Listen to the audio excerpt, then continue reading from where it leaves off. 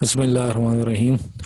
हमने पिछले कुछ सेशंस में हमने रिक्वायरमेंट्स एलिसिटेशन जो है उस पर हमने डिस्कशन की। हमने देखा कि उसके अंदर कौन कौन सी एक्टिविटीज़ हैं और किस तरह से हम अच्छी तरीके से जो है रिक्वायरमेंट गैदरिंग जो है कर सकते हैं। आज हमारी जो फोकस है हमारा वो हमारा रिक्वायरमेंट एनालिसिस एंड नेगोशिएशन के ऊपर होगा। जैसे आपके सामने ये पूरा रिक्वायरमेंट इंजीनियरिंग प्रोसेस जो है उसकी आपको पूरी प्रोसेस की पूरी जो है मॉडल जो है आपको नज़र आ रहा है, उसकी पूरी डायग्राम आपके सामने है। तो जो पहला हमारे पास उसमें फेज़ है वो रिक्वायरमेंट्स एलिसिटेशन का, और फिर उसके बाद फिर हमारे पास आ जाता है रिक्वायरमेंट एनालिसिस एंड नेगोशिएशन का।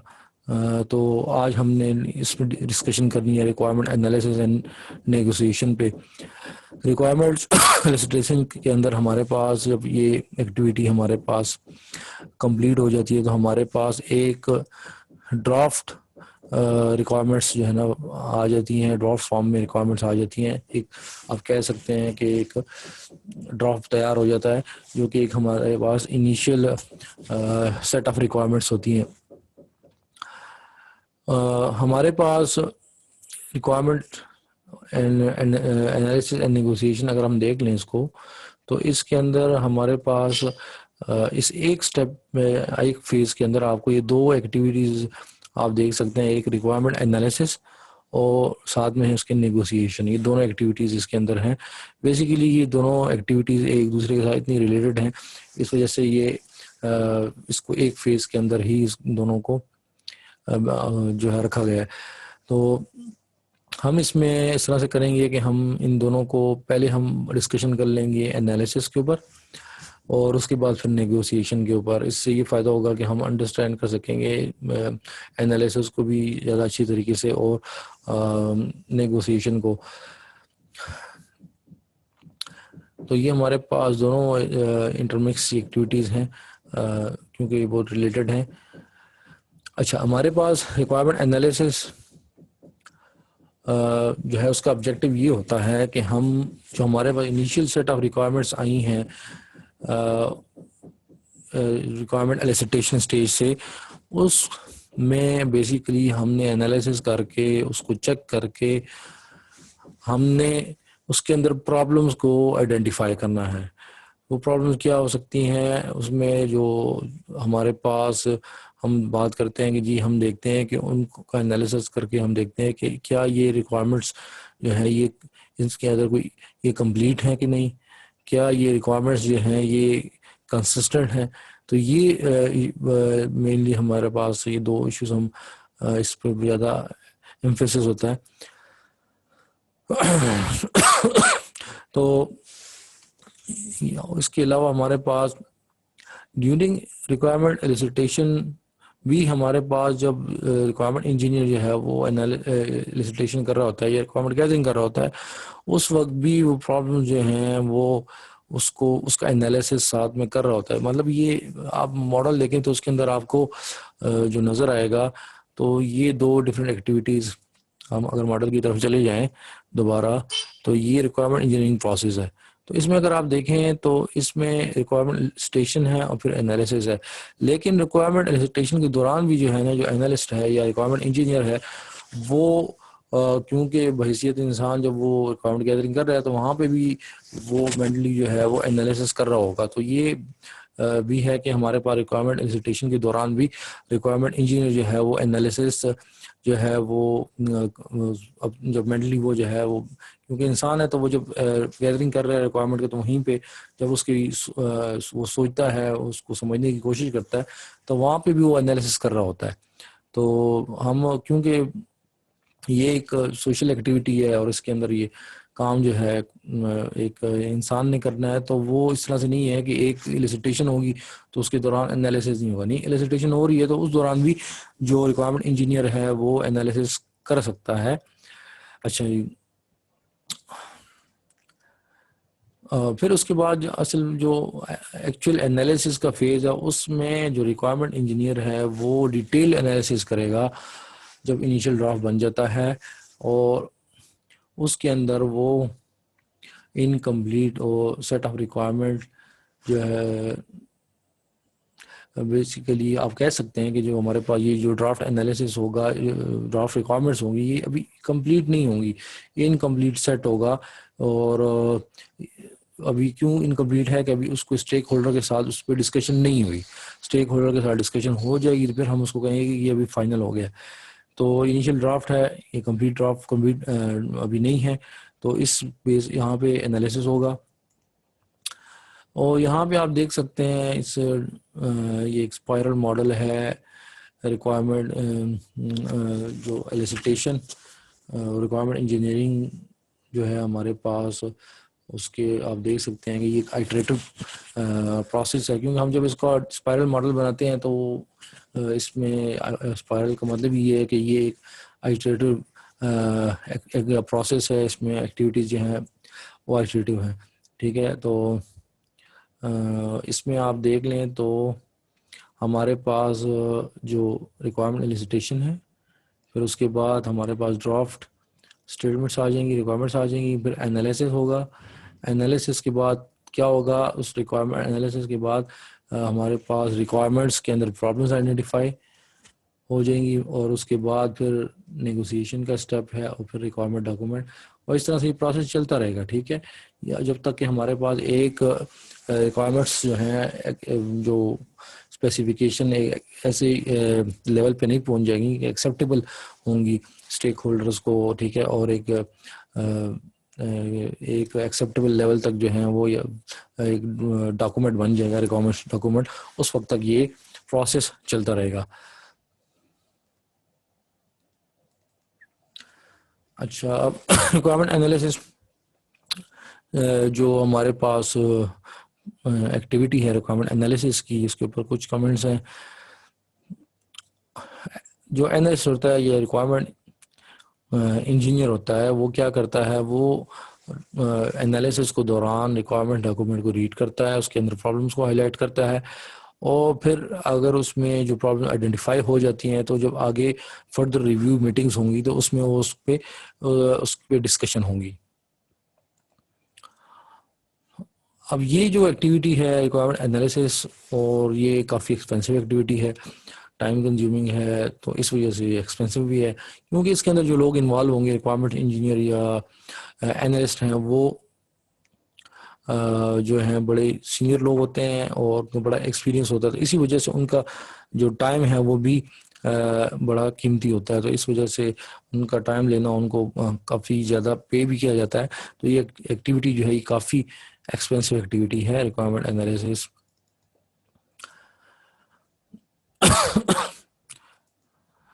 अब इसमें जब एनालिसिस करेगा एनालिस्ट, तो वो स्टेटमेंट्स का एनालिसिस इस तरह से करेगा कि जितनी भी उसके अंदर रिक्वायरमेंट्स हैं उनको उनके ऊपर सोचेगा, उसको इस तरह से सोचेगा कि इस जो ओवरऑल सिस्टम के जो गोल्स हैं, क्या ये उसके साथ मुताबिकत रखती है, क्या ये जो है कंप्लीट हैं, ये क्या इनके अंदर कोई इनकन्सिस्टेंसी तो नहीं है।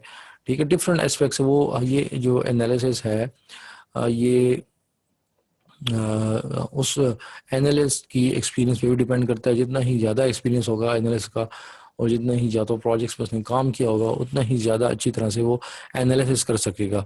और दूसरा ये जो एनालिसिस करना, ये भी हर एक शख्स की अपनी एक उसका अपनी एक डिफरेंट पर्सनैलिटीज़ जो हैं वो डिफरेंट तरह से उनकी कैपेबिलिटी हो सकती है। किसी की बहुत अच्छी एनालिसिस की कैपेबिलिटी हो सकती है, किसी की कम हो सकती है। तो ये डिपेंड करता है जो बंदा जो है, जो एनालिस्ट जो है वो कर रहा है एनालिसिस, उस पर भी, क्योंकि डिफरेंट जो लोग हैं वो डिफरेंट तरह से वो जो है एनालिसिस करते हैं, और एक प्रॉब्लम को डिफरेंट तरह से सॉल्व करने की कैपेबिलिटीज़ होती हैं। एक ही प्रॉब्लम को दो डिफरेंट लोग दो डिफरेंट तरीके से सॉल्व कर सकते हैं, उसको डिफरेंट एस्पेक्ट से देख सकते हैं। डिपेंड करता है उनकी परसेप्शन, नॉलेज और उनकी एक्सपीरियंस के ऊपर।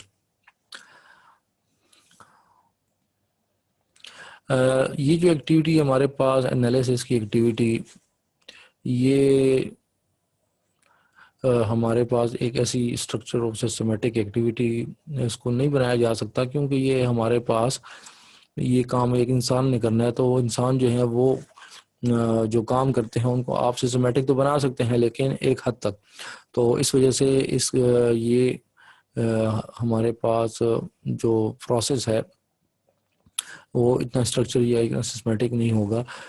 दूसरा ये इस पे भी डिपेंड करता है कि जैसे मैंने बताया कि जो पार्टिसिपेंट है इसके अंदर, जो मतलब एनालिस्ट की हमने बात कर दी, और लोग हैं जो एनालिसिस कर रहे हैं, उनकी जजमेंट और उनकी एक्सपीरियंस पे भी डिपेंड करता है ये।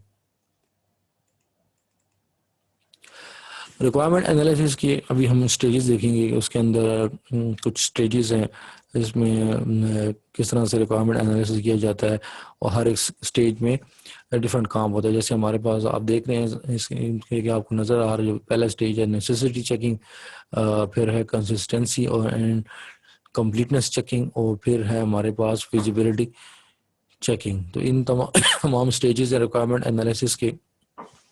नेसेसिटी चेकिंग के अंदर हमारे पास जो रिक्वायरमेंट एनालिस्ट है वो ये एनालिसिस करता है कि ये जो रिक्वायरमेंट है क्या ये इसकी ज़रूरत है इस सिस्टम के अंदर, ये रिक्वायरमेंट जो है ये ओवरऑल जो सिस्टम जो बिजनेस का गोल है जो उसको अचीव करने में उसकी कोई कंट्रीब्यूशन है कि नहीं। क्योंकि अगर वो रिक्वायरमेंट जो है वो वैलिड है और उसकी ज़रूरत है, तो इसका मतलब ये है कि वो किसी न किसी तरह वो सिस्टम के जो ओवरऑल बिजनेस जो गोल है उसको अचीव करने में हेल्प करेगी। तो ये इसमें चेक किया जाता है कि अगर वो कंट्रीब्यूट कर रही है ओवरऑल बिजनेस गोल को, तो वो हमारे पास इस रिक्वायरमेंट की ज़रूरत है। अदरवाइज हो सकता है कि वो जो है रिक्वायरमेंट जो है वो उसकी ज़रूरत ना हो, वो जो फीचर है या वो सर्विस है वो सिस्टम का हिस्सा होना उसकी ज़रूरत नहीं है। हो सकता है कि उसमें कुछ स्टेक होल्डर्स ने एडिशनली कुछ फीचर्स ऐड करने के लिए ये रिक्वायरमेंट ऐड की हों जो कि सिस्टम की ज़रूरत ना हो। दूसरी हमारे पास आ जाते हैं consistency and completeness checking. Requirements को क्रॉस चेक किया जाता है कि डिफरेंट जो रिक्वायरमेंट्स हैं, सेट ऑफ रिक्वायरमेंट्स हैं, उनका चेक किया जाता है कि क्या उसमें एक दूसरे के साथ कॉन्फ्लिक्ट तो नहीं कर रही। और फिर इंडिविजुअली हर रिक्वायरमेंट्स को देखा जाता है कि उसके अंदर हर एक रिक्वायरमेंट जो है जो सर्विस या जो फीचर जो है उसको डिस्क्राइब कर रही है क्या वो कंप्लीट है कि उसके अंदर कोई एम्बिगिटी है। तो इस चीज़ को जो है चेक करना कंसिस्टेंसी और कंप्लीटनेस चेकिंग के अंदर आ जाता है।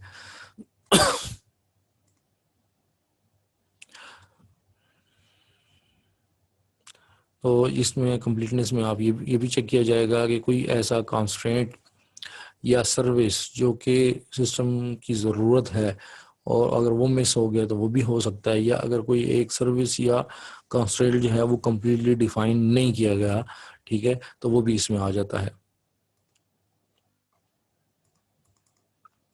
उसके बाद आ जाती है हमारे पास फिजिबिलिटी चेकिंग। फिजिबिलिटी चेकिंग के अंदर बेसिकली ये चेक किया जाता है कि जो रिक्वायरमेंट्स हमारे पास आई हैं क्या वो रिक्वायरमेंट्स जो है उसके मुताबिक सिस्टम बनाना फिजिबल है कि नहीं। मिसाल के तौर पे वो रिक्वायरमेंट जो है ऐसी हैं कि अगर वो सिस्टम का हिस्सा हो तो उससे सिस्टम के ओवरऑल कॉस्ट पे तो फ़र्क नहीं पड़ेगा, बजट तो इंक्रीज नहीं हो जाएगा। क्या उससे जो शेड्यूल है जो टाइम जो है डिसाइड किया गया है प्रोजेक्ट कंप्लीशन के लिए, वो शेड्यूल जो है वो तो इंक्रीज नहीं कर जाएगा विद इन जो टाइम लिमिट है और विद इन जो बजट एलोकेटेड है उसके अंदर ये रिक्वायरमेंट्स जो हैं वो उन उसके मुताबिक सिस्टम को बनाया जा सकता है कि नहीं, जो सिस्टम जो है उसको डेवलप किया जा सकता है कि नहीं। तो इसमें बाद औक़ात इस तरह से हो सकता है कि वो जो रिक्वायरमेंट जो है वो जो ऐड की जो बताई जो स्पेसिफाई की गई हैं स्टेक होल्डर्स ने, वो हो सकता है कि इकोनॉमिकली फिजिबल ना हो, इतना मतलब उससे बजट इंक्रीज हो जाता हो कि वो उसको ऑर्गेनाइजेशन जो है उसको सपोर्ट नहीं करी उस बजट को, तो ये भी मतलब फिर मसला है, तो वो फिजिबल नहीं है उसको वो रिक्वायरमेंट्स। फिर इस तरह टेक्निकलिटी भी हो सकती है कि कुछ ऐसी टेक्नोलॉजी या ऐसे फीचर्स जो हैं उस रिक्वायरमेंट में डिस्क्राइब किए गए हैं, स्पेसिफाई किए गए हैं कि उसको वो उसके लिए जो टेक्नोलॉजी रिक्वायर्ड है उसके लिए एक्सपर्ट नहीं है, या वो टेक्नोलॉजी वो उसके जो सॉफ्टवेयर या हार्डवेयर रिक्वायर्ड है वो नहीं है मार्केट के अंदर, लोकल मार्केट में नहीं है, या हो सकता है इंटरनेशनल मार्केट में भी अभी तक अवेलेबल ना हो। तो ये चीज़ें हो सकती हैं इसके अंदर।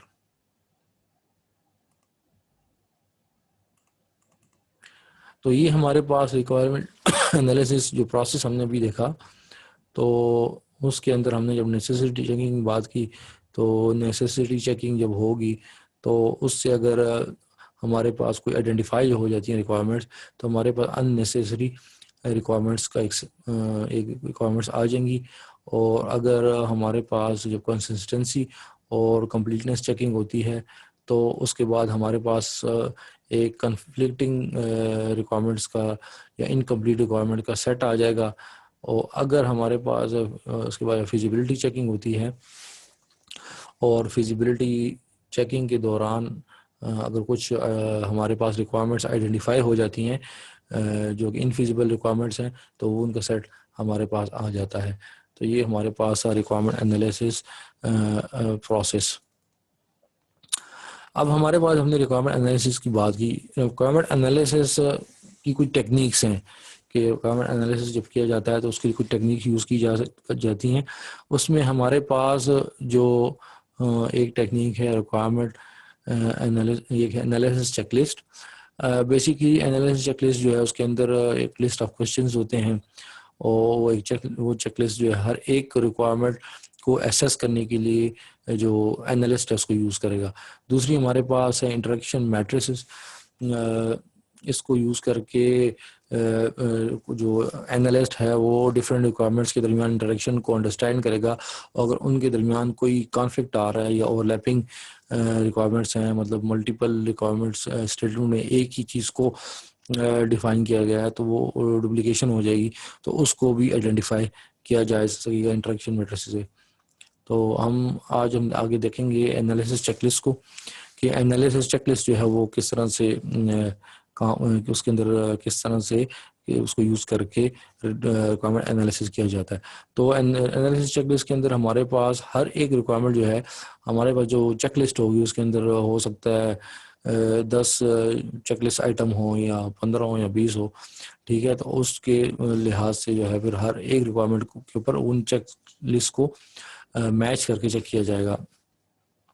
और अगर उसके दौरान जब कोई प्रॉब्लम डिस्कवर हो जाती है चेकलिस्ट के यूज़ करके एनालिसिस करने से, तो उसको हम नोट कर लेते हैं। और अगर आपने इसको इम्प्लीमेंट करना है, और उसके लिए आप एक स्प्रेडशीट को भी, एक्सेल की शीट यूज़ कर सकते हैं, जिसके अंदर आप रोज़ के अंदर तमाम रिक्वायरमेंट्स को लिख दें रो में, और उनके जो कॉलम्स हैं वहाँ पे चेकलिस्ट आइटम को लिख लें। तो हर एक रो के साथ, हर एक रिक्वायरमेंट के साथ उस चेकलिस्ट आइटम को मैच करके उनको उनका एनालिसिस किया जा सकता है।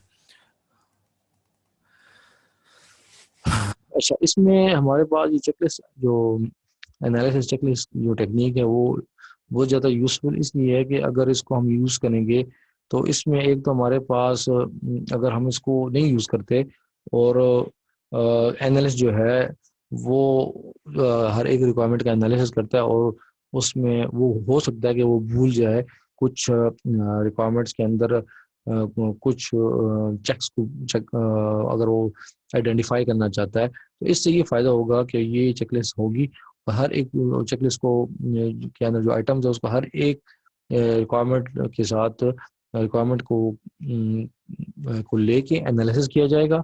इससे किसी इशू को या किसी स्पेसिफिक चेकलिस्ट आइटम को जो या कोई एक स्पेसिफिक फीचर है उसको चेक करना, वो उसमें जो मिसिंग जो है वो नहीं हो सकती। अच्छा, और फिर उसके साथ ये जो चेकलिस्ट है, इसको जो रिक्वायरमेंट एनालिसिस का प्रोसेस होता रहता है, तो उसमें नई नए आइटम भी ऐड होने चाहिए, नहीं कि एक स्टैटिक लिस्ट हो और वही चेक हो रही है, बल्कि जब प्रोजेक्ट्स बढ़ते जा रहे हैं और एक्सपीरियंस बढ़ता जा रहा है रिक्वायरमेंट एनालिस्ट का, तो वो इस चेक लिस्ट को अपडेट करता रहेगा कि ये चेक लिस्ट जो है इवॉल्व होती रहे और इसके अंदर इम्प्रूवमेंट आती रहे। इस चेक लिस्ट के अंदर जो क्वेश्चन हैं उनको जर्नल होना चाहिए। अगर जनरल होने का फ़ायदा ये है कि हमारे पास अगर हम उसको फिर मल्टीपल प्रोजेक्ट्स के अंदर यूज़ कर सकते हैं। अगर बहुत ज़्यादा स्पेसिफिक हैं तो वो फिर हो सकता है किसी एक प्रोजेक्ट के अंदर उसको यूज़ किया जा सके और वो दूसरे के लिए एप्लीकेबल ना हो।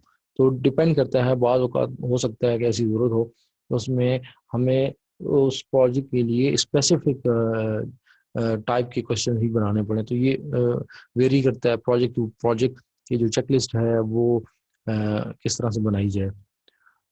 लेकिन बेहतर ये है कि अगर जनरल टाइप के क्वेश्चन हो तो वो मल्टीपल प्रोजेक्ट्स के अंदर उस चेकलिस्ट को यूज़ किया जा सकता है।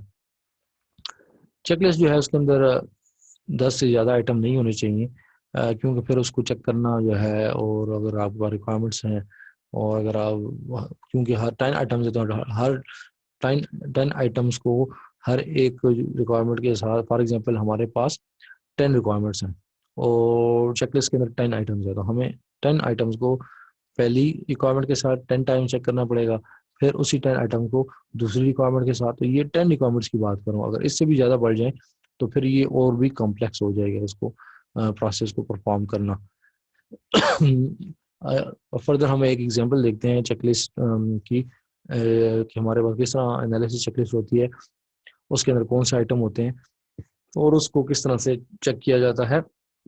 हम ले रहे हैं इनिशियली ये कुछ जो चेकलिस्ट हम ले रहे हैं इसमें 5 आइटम है। इसमें जो पहला आइटम है वो प्री मेच्योर डिज़ाइन है, कंबाइंड रिक्वायरमेंट्स है का चेकलिस्ट है, अननेसेसरी रिक्वायरमेंट्स की चेकलिस्ट है, चेकलिस्ट आइटम है, और use of non standard hardware. तो ये सारे हमारे पास एक चेक लिस्ट के अंदर ये आइटम हो सकते हैं। तो प्री मेच्योर डिज़ाइन जो है इसके अंदर एनालिस्ट ये चेक करेगा इस चेकलिस्ट आइटम के अंदर, जब इसको चेक करेगा तो क्या उस रिक्वायरमेंट के अंदर डिज़ाइन और इम्प्लीमेंटेशन की इंफॉर्मेशन तो नहीं ऐड की गई, जो कि बेसिकली रिक्वायरमेंट एलिसिटेशन के अंदर इस चीज़ की कोशिश की जाती है कि रिक्वायरमेंट्स के अंदर डिज़ाइन और इम्प्लीमेंटेशन की इंफॉर्मेशन नहीं होनी चाहिए। ये एक एक डिज़ाइन स्ट्रेटजी है।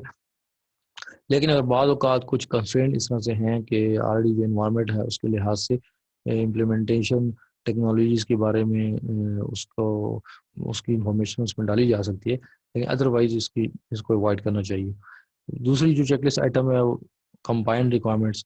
तो इस आइटम के अंदर ये चेक किया जाएगा रिक्वायरमेंट के अंदर कि क्या रिक्वायरमेंट के अंदर जो सर्विस डिफाइन की गई है सिस्टम की, क्या वो एक रिक्वायरमेंट है या उसमें मल्टीपल रिक्वायरमेंट्स जो हैं उसको कंबाइन किया गया है। या इसको इस तरह से देखा जा सकता है कि क्या ये जो रिक्वायरमेंट है इस एक रिक्वायरमेंट को जो है स्प्लिट करके मल्टीपल रिक्वायरमेंट्स बनाई जा सकती हैं। अगर वो बनाई जा सकती हैं तो इसका मतलब है कि वो उसके अंदर कंबाइन रिक्वायरमेंट्स मौजूद हैं, ये कंबाइन रिक्वायरमेंट्स हैं, और अगर नहीं है तो उसका मतलब है कि ये एक सिंगल रिक्वायरमेंट है।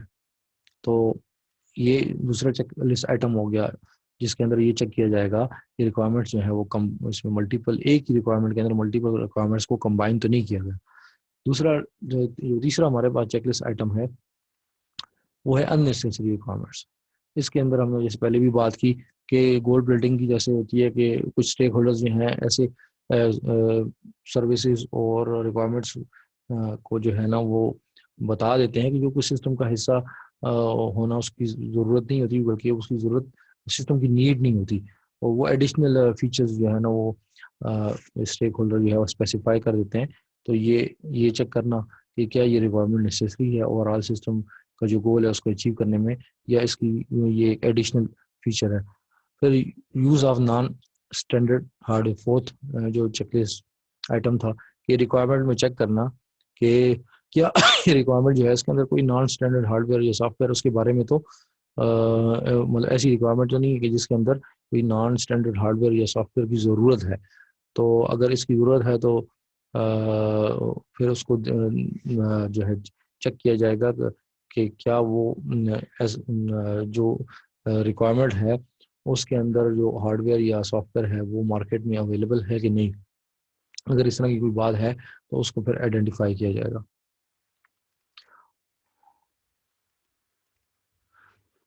फिर नेक्स्ट जो हमारे पास वो हमने नेक्स्ट जो रिक्वायरमेंट जो इस चेकलिस्ट के अंदर 10 हमारे पास आइटम्स पहले उसमें कुछ हमने देख ली और फर्दर आइटम्स है। जैसे एक चेकलिस्ट के अंदर आइटम हो सकता है conformance with business goals, requirements ambiguity, requirements realism और रिक्वायरमेंट्स टेस्टेबिलिटी। इस तरह के आइटम भी चेकलिस्ट के अंदर हो सकते हैं। तो इसमें हमारे पास जब कन्फॉर्मेंस विद बिजनेस गोल्स की बात होती है तो क्या ये जो रिक्वायरमेंट जो है, क्या ये रिक्वायरमेंट जो है वो बिजनेस गोल जो डिफाइन किए गए हैं उसके साथ इसकी कंपैटिबिलिटी है कि नहीं, क्या उस बिजनेस गोल को, जो बिजनेस गोल है उसको अचीव करने में ये रिक्वायरमेंट जो है ये हेल्प कर रही है कि नहीं। बेसिकली जब रिक्वायरमेंट्स का जो जो डॉक्यूमेंट होता है उसके अंदर इंट्रोडक्शन के अंदर बिजनेस गोल डिफाइन किए जाते हैं, तो बेसिकली इसमें वो चीज़ चेक की जाएगी कि क्या ये रिक्वायरमेंट जो है वो इसकी जो बेसिकली इसकी कन्फॉर्मेंस जो है वो बिजनेस वो गोल्स के साथ है कि नहीं। उसके बाद आ जाता है रिक्वायरमेंट एम्बिगिटी। जो रिक्वायरमेंट्स हैं, क्या रिक्वायरमेंट जो है वो एम्बिगियस तो नहीं है, उसके अंदर जो डिफरेंट यूज़र उसको रीड करें तो उसकी इंटरप्रिटेशन क्या डिफरेंट हो सकती है कि नहीं। क्योंकि अगर वो प्रॉपरली जो है डिफाइन नहीं किया गया, जैसे हमने इससे पहले कुछ सेशन में हमने नॉन फंक्शनल रिक्वायरमेंट की बात की, तो उसमें जब यूजेबिलिटी की बात होती है, जब रिलायबिलिटी की बात होती है, तो उस किस्म की नॉन फंक्शनल रिक्वायरमेंट्स को डॉक्यूमेंट करते हुए जो अक्सर गलती ये हो जाती है कि उसमें वो रिक्वायरमेंट जो है उसमें एम्बिगिटी होती है, उसके अंदर वो क्लियर नहीं होती। तो इस वजह से वहाँ पे हमने देखा कि नॉन फंक्शनल रिक्वायरमेंट्स को डॉक्यूमेंट करते हुए हम उसमें कुछ हमने मैट्रिक्स मैट्रिक्स जो है हमने डिस्कस किए थे, तो उसको यूज़ किया जाता है। जैसे वो परफॉर्मेंस के लिए हमने कहा कि नंबर ऑफ ट्रांजैक्शन की बात हो सकती है, ठीक है, और रेस्पॉन्स टाइम की बात हो सकती है। तो इस तरह की चीज़ें अगर इस तरह कुछ रिक्वायरमेंट्स हैं जिसके अंदर कुछ एम्बिग्यूटी है तो उसको आइडेंटिफाई करना, या फिर कुछ इस तरह से हो सकता है कि उसके अंदर इस तरह की वर्डिंग यूज़ हुई है, क्योंकि जब नेचुरल लैंग्वेज यूज़ की जाती है तो उसके अंदर एम्बिग्यूटी हो सकती है। डिफरेंट लोग जो हैं वो उस स्टेटमेंट को रीड करके डिफरेंट इंटरप्रिटेशन कर सकते हैं, तो इस चीज़ को आइडेंटिफाई करना। उसके बाद आ जाता है रिक्वायरमेंट रियलिज्म। रिक्वायरमेंट्स रियलिज्म, क्या ये रिक्वायरमेंट जो है उसको अगर इम्प्लीमेंट किया जाए, उसको इम्प्लीमेंट करने के लिए जो करंट टेक्नोलॉजी है वो इस सर्विस को प्रोवाइड करने के लिए या इस फंक्शनलिटी को प्रोवाइड करने के लिए वो टेक्नोलॉजी जो अवेलेबल है वो यूज़ की जा सकती है कि नहीं।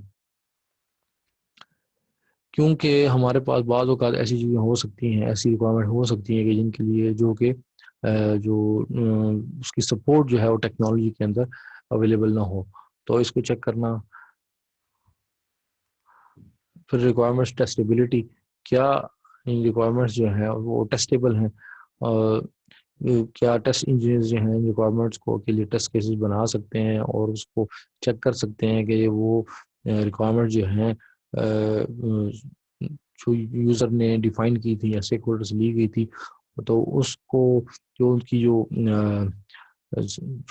उनकी जो चेक करने की कैपेबिलिटी जो है उनको चेक किया जा सकता है कि नहीं। क्योंकि बाद का रिक्वायरमेंट ऐसी होती हैं कि उनको वो टेस्टेबल नहीं होती। जिस तरह से इससे पहले हमने बात की कि अगर हम एक सिस्टम जो है वो अगर यूज़र आपसे कहता है कि सिस्टम जो है वो इजी टू यूज़ हो, तो अब इसको कैसे चेक किया जाएगा। हो सकता है किसी एक यूज़र के लिए वो उसको इस्तेमाल करना आसान हो, किसी के लिए वो मुश्किल हो। तो वो डिपेंड इस चीज़ पे भी करता है कि वो यूज़र जो है उसका हो सकता है कि कुछ यूज़र का एक्सपीरियंस बैकग्राउंड एक्सपीरियंस हो सॉफ्टवेयर को यूज़ करने में। तो इसके लिए फिर अक्सर इस तरह से उसको डिफाइन किया जाता है कि अगर कि सॉफ्टवेयर जो है उसको इस्तेमाल करना ईजी हो, अ,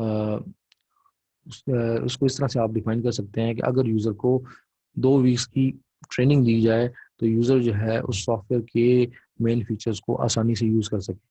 तो इस चीज़ को आप इस किस्म की रिक्वायरमेंट को टेस्ट किया जा सकता है। उसके लिए यूज़र्स को ट्रेनिंग दी जाएगी और फिर उनको चेक किया जाएगा कि क्या वो सिस्टम की फंक्शनैलिटी को यूज़ कर सकते हैं कि नहीं। तो इस तरह से रिक्वायरमेंट को चेक करने की क्या वो टेस्टेबल हैं कि नहीं, ये चेकलिस्ट जो है इसमें इसको चेक किया जाएगा। हाँ, तो हमने देखा कि हमारे पास रिक्वायरमेंट एनालिसिस जो है वो क्या है, उसके अंदर रिक्वायरमेंट एनालिसिस के अंदर कौन से एक्टिविटीज़ हैं, किस तरह से एनालिसिस किया जाता है, किस तरह से जो है रिक्वायरमेंट एनालिसिस करेगा। हमने ये भी देखा कि ये हमारे पास इटरेटिव एक्टिविटी है, और इसके अंदर इनकम्प्लीट और इनकन्सिस्टेंट रिक्वायरमेंट्स को आइडेंटिफाई किया जाता है, और कौन कौन सी रिक्वायरमेंट एनालिसिस की टेक्निक्स हैं। उसके लिए हमने चेकलिस्ट, एनालिसिस चेकलिस्ट को हमने डिटेल में देखा, और इंशाल्लाह नेक्स्ट सेशन में हम और टेक्निक्स को के ऊपर डिस्कशन करेंगे।